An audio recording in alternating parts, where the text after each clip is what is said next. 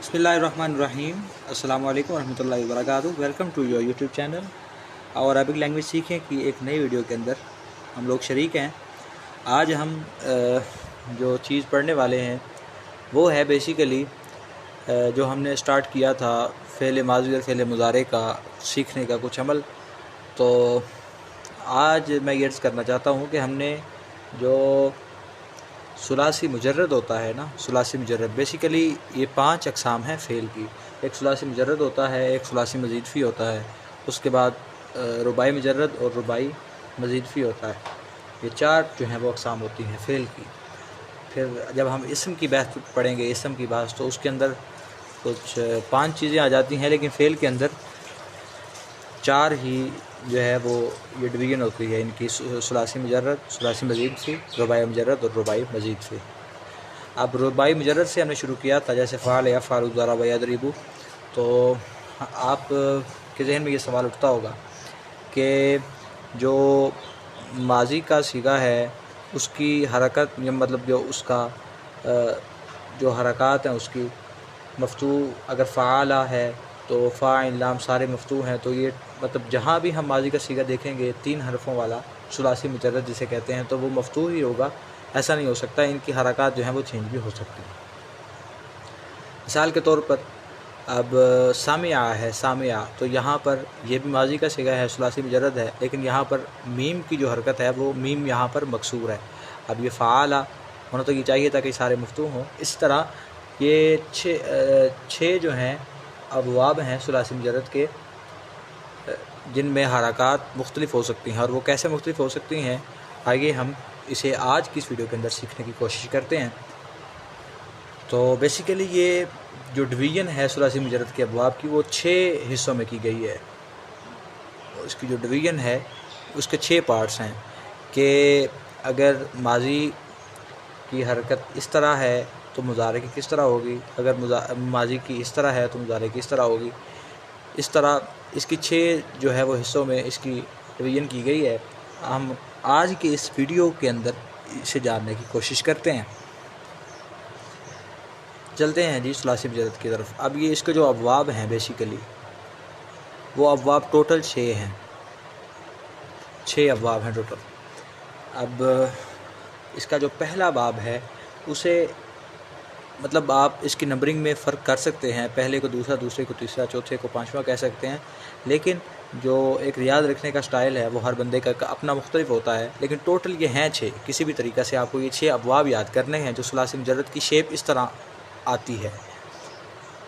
अब पहला जो मशहूर है उसे ज़रबा यज़रिबु कहते हैं, ज़रबा यज़रिबु।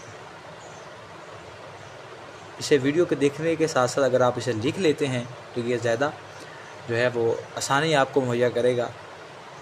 अगर नहीं तो लिख सकते हैं बिलफ़र्ज़। तो किताबों के अंदर भी इसकी डिवीज़न हर किताब के अंदर तकरीबन मौजूद है। एक आध जो उसकी हम किसी को पुकारते हैं ये ज़रबा यज़रिबु है तो उसे वो फ़ाल यफ़इलु या फ़ाउल यफ़उलु इस तरह अगर हम वो नाम रखते हैं, तो हर किसी की एक सीखने की, याद रखने का एक अपना अपना अंदाज़ और तरीका होता है। किताबों के अंदर जो सरफ़ किताबें हैं बेसिकली वहाँ 6 अबवाब बड़ी तफसील से बयान भी किए गए हैं। तो यहाँ पर एक डिजिटल तरीके से इसको बयान किया जा रहा है, तो यहाँ सीखने की कोशिश हम करेंगे ख़ुद भी और आपको भी सिखाएँगे। तो यहाँ ज़रबा यज़रिबु ये पहला बाब है जो सुलासी मुजर्रद के अंदर आता है। इसकी पहचान ये है कि अगर रा माज़ी का जो ऐन कलमा मफ़तू हो तो उसके जो मुज़ारे आएगी, माज़ी की हर माज़ी की मुज़ारे होती है, और माज़ी की जो मुज़ारे आएगी वहाँ पर उसका जो ऐन कलमा होगा वहाँ पर 3 हरकत आ सकती हैं। वो मफ़तू भी हो सकता है, वो मकसूर भी हो सकता है और वो मज़मूम भी हो सकता है। मिसाल के तौर पर अब ज़रबा, इसमें जो ऐन कलमा है वो रा है। अब ज़रबा में ऐन कलमा रा है और मुज़ारे के अंदर जब यही ऐन कलमा हम देखेंगे तो वो यज़रिबु हो जाएगा। अगर यहाँ ज़रबा है तो यहाँ यज़रिबु हो जाएगा। यहाँ ऐन कलमा मफ़तू है तो मुज़ारे के अंदर ऐन कलमा मकसूर हो जाएगा। ये पहला बाब है। मैंने ये बात की है कि जब माज़ी के ऐन कलमा जो है वो मफ़तू होगा तो मुज़ारे का ऐन कलमा तीनों हालतों में आ सकता है, मफ़तू भी आ सकता है, मकसूर भी और मज़मूम भी।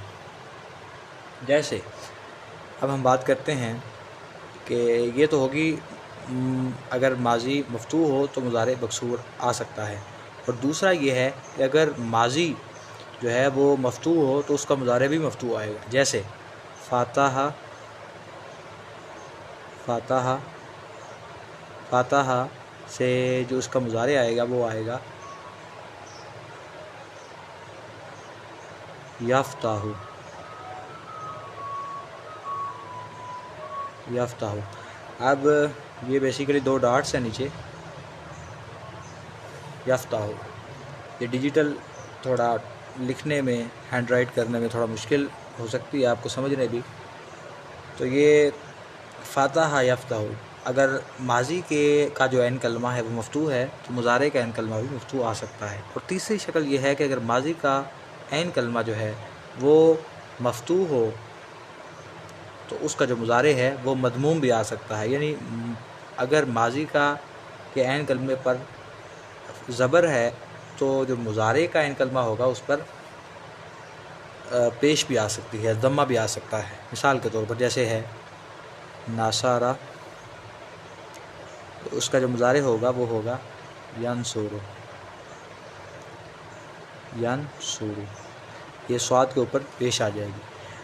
تو ہم یہ نتیجہ نکال سکتے ہیں کہ اگر ماضی کا جو عین کلمہ ہے وہ مفتوح ہو تو مضارع کے عین کلمے پر فتح، کسرہ اور ضمہ دونوں چیزیں آ سکتی ہیں۔ مثال کے طور پر اب ضربہ کا جو را ہے وہ مفتوح ہے، اور جو اس کا جو مضارع آیا اس کے را پر کسرہ آ گئی ہے۔ اب فاتحہ میں تا جو ہے مفتوح ہے تو اس کا جو مضارع ہے اس کے تا پر بھی مفتوح آ گئی ہے۔ اب ناصرہ میں صاد مفتوح ہے تو نیچے والا جو مضارع ہے اس کا صاد مضموم ہو گیا ہے۔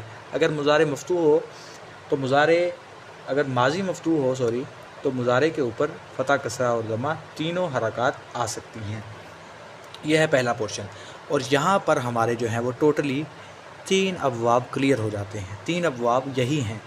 اب چلتے ہیں اپنے دوسرے جو 3 ابواب ہیں ان کی طرف۔